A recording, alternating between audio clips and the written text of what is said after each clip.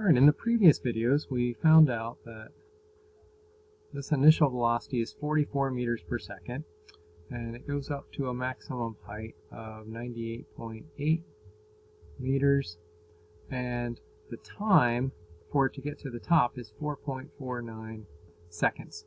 And now we're asked, how far down does it go? So we're interested in this part right here, this delta y. And so what we could do is we could call this y naught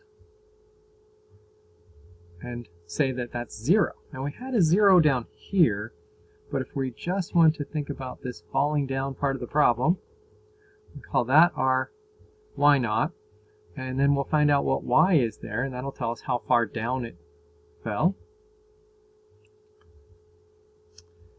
And we know that the acceleration is negative 9.8 meters per second squared, and it's falling for a certain amount of time.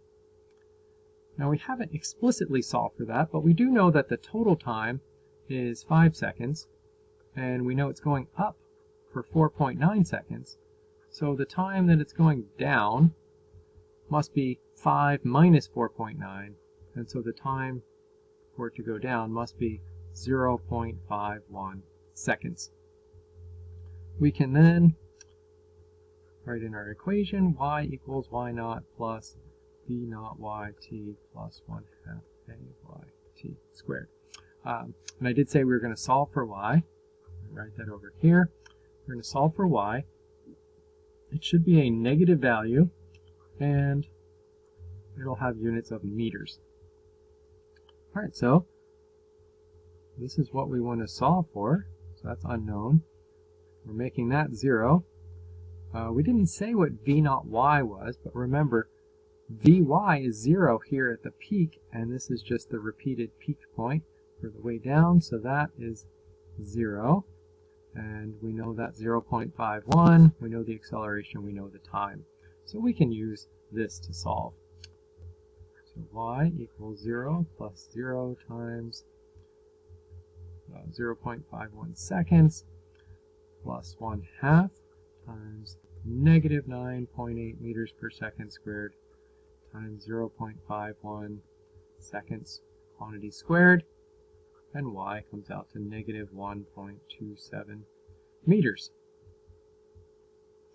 And it asks how far down does the ball fall. So ball falls 1.27 meters down.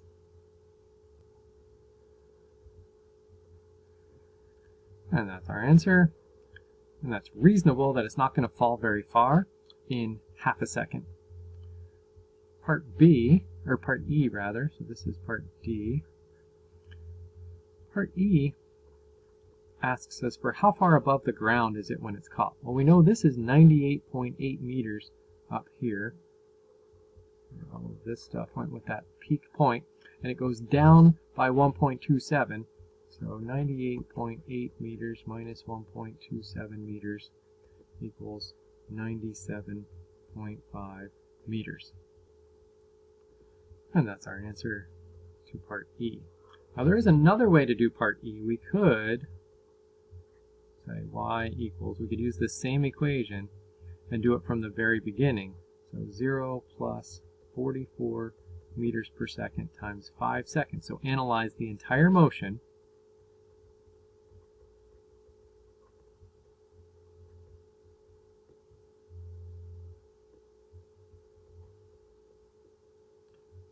Plus 1/2 times negative 9.8 meters per second squared.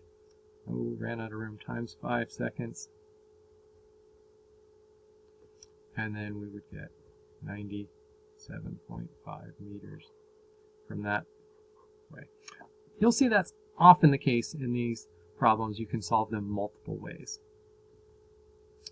Is the solution complete? Yes, we did parts D and E. The signs of the answers made sense. We got a negative value there, which we expected. And then we reasoned this out to get 97.5. Or we solved for y relative to the initial starting point and we got a positive value. It ends up higher than where it started, so both of the signs make sense, the units all worked out, and the magnitudes are all reasonable, which we discussed previously.